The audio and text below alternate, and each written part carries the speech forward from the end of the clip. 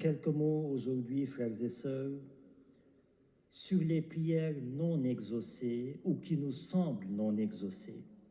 Alors Jésus dans l'Évangile nous demande aujourd'hui de prier avec insistance sans se décourager. On pourrait lui répondre, mais Seigneur, je le fais déjà.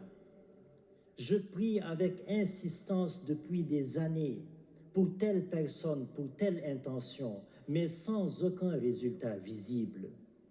J'ai même l'impression de prier dans le néant, de prier dans le vide. J'ai l'impression de perdre mon temps à te demander la même chose sans que rien n'arrive. Mais ce n'est pas parce que nos prières ne sont pas exaucées selon nos désirs, selon notre volonté, à notre façon, que ces prières-là ne sont pas exaucées du tout, qu'elles sont vaines et inutiles. Car Dieu peut les exaucer d'une manière différente de celle que je prévoyais, d'une manière différente de celle que j'imaginais, car mes chemins ne sont pas vos chemins et mes pensées ne sont pas vos pensées, dit le Seigneur, qui exauce selon son plan à lui et pas toujours selon notre plan. On demande ce que nous voulons et Dieu nous donne ce qu'il nous faut. C'est un peu comme un enfant qui demande avec insistance et en pleurant parfois à ses parents une chose, mais les parents, de par leur sagesse, savent que cette chose n'est pas utile à l'enfant à ce moment-là et lui proposent autre chose à la place. Alors, je prends un exemple. Je prie pour l'amélioration de ma situation familiale qui est difficile, qui est tendue.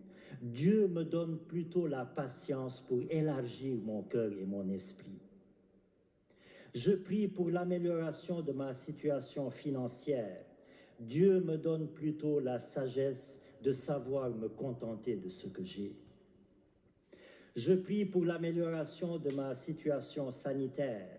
Dieu me donne plutôt la sérénité pour traverser ma maladie dans la foi et dans la paix. On raconte qu'une mère priait avec insistance pour son fils qui était addict à la drogue, aux mauvaises mœurs et qui s'éloignait de plus en plus de Dieu. Alors, la mère espérait qu'un jour son fils vienne lui annoncer tout simplement qu'il a quitté ses addictions. Mais rien ne changea concrètement dans la vie du fils. Alors, Dieu permit que le fils passe par une épreuve douloureuse et dangereuse. Et au sortir de cette épreuve, le jeune homme se convertit. Il quitte définitivement ses addictions et deviendra même prêtre. La mère n'a pas été exaucée selon ses désirs, mais selon le plan de Dieu. Mes chemins ne sont pas vos chemins et mes pensées ne sont pas vos pensées. Marthe et Marie priaient avec insistance pour que Jésus vienne à Béthanie et qu'il relève Lazare qui était malade.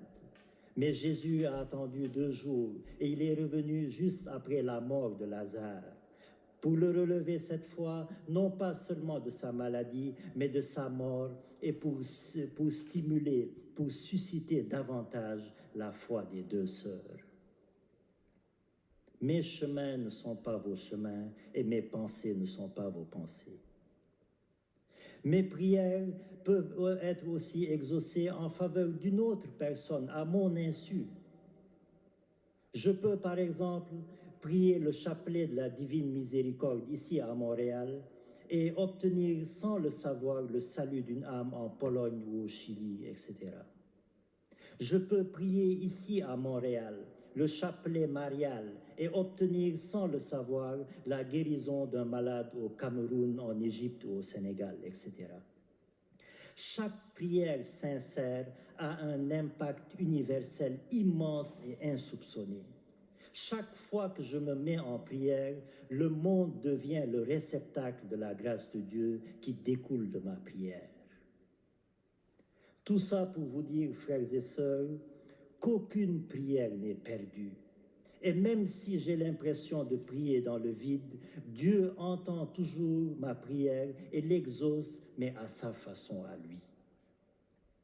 Alors, faisons confiance et continuons à prier avec persévérance, avec insistance, sans se décourager, comme Jésus nous le demande aujourd'hui.